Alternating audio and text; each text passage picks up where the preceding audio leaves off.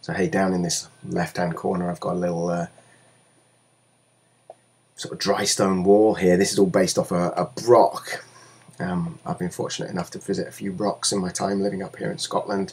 They're a very, very ancient kind of building, fortification. The Picts built a lot of brochs. Up in Shetland I went to a particularly good one. I've got a load of photos of it that I had a good look at before I sketched this. What I'm thinking here, underneath this settlement is built on a kind of mound in which are some caves, perhaps a kind of ancestral thing, bear caves, because you know the Beornings are really into their bears. So perhaps we've got bears living under here, or ancient bear caves. Perhaps you've got, yeah, it's a bit strange with Middle Earth to be talking about ancient times, but I'm thinking of like those kind of Ice Age giant bears or something, perhaps once lived underneath here, and this has become a sacred site for the Beornings. So I tell myself these little stories. So they've got some cave entrances at the top there, but the main one is down here, which in some ways slightly completely undermines the fortifications.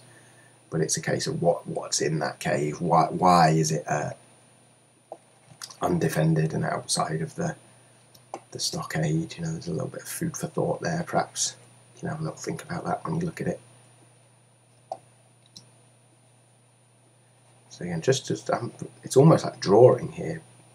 I'm just giving some shape to the earth. I'm using the textures underneath as well. I'm following the texture, just rounding it out to make it three-dimensional, because obviously the texture is flat. It was flat paint, so I want to make sure it follows the forms. Now back here, I'm not going to use the same colour as this over on the right hand corner. I'm not going to use the same colour there because that's a little bit more distant. So I'm going to just push towards blue, a bluier colour. As things get more distant, they get more blue. That's good old Leonardo da Vinci recognised. It's called atmospheric perspective. Things in the distance get more blue. So very, very distant hills will be very blue, but there is an effect before you get to the far distance. And also, it doesn't hurt. There's a thing we artists use called forced perspective.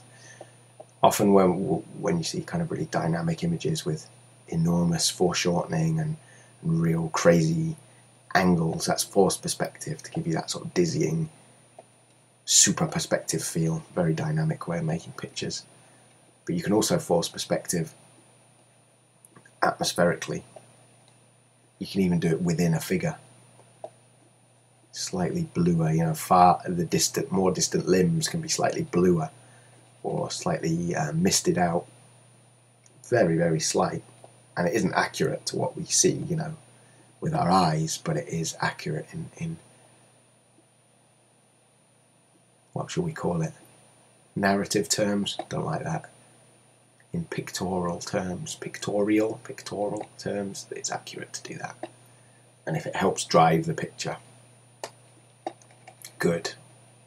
I don't care if it's accurate or not. It's a sort of scientific version of how we see. I want to try and relate how the brain sees. Now, look, I'm going to break my own rules. I'm going to bring in some of this greener stuff, bluey greener stuff in the foreground as well, just to keep that flow. I don't want a little patch over here that's the only place that's got these blues, bluey greens. And there'll be some over this way as well. See, I didn't sketch anything over there because I knew it was going to be trees. Beornings being pretty, living at the edges of the forest and in the forest, so we'll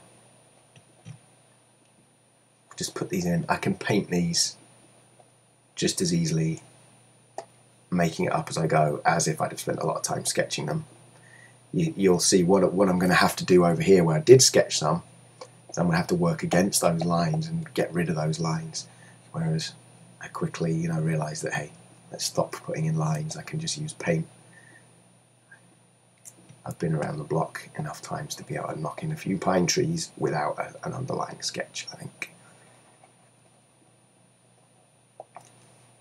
Okay, right, I think that's enough watercolour on that one layer. I would quite like to be able to go over what I've laid down with some additional washes. So in effect, we want this all to dry if we're thinking in terms of real media. Now there's a couple of ways you can do it. I could click Insta Dry on my settings for the brush, and that would mean every mark that I put down counted as being dry. But I don't really want to do that because I want a whole batch of marks that are wet and then dry that batch and then put another whole batch down. So what I'm going to do is a while, because it is, as I say, quite a large file. Here we go. Not too bad.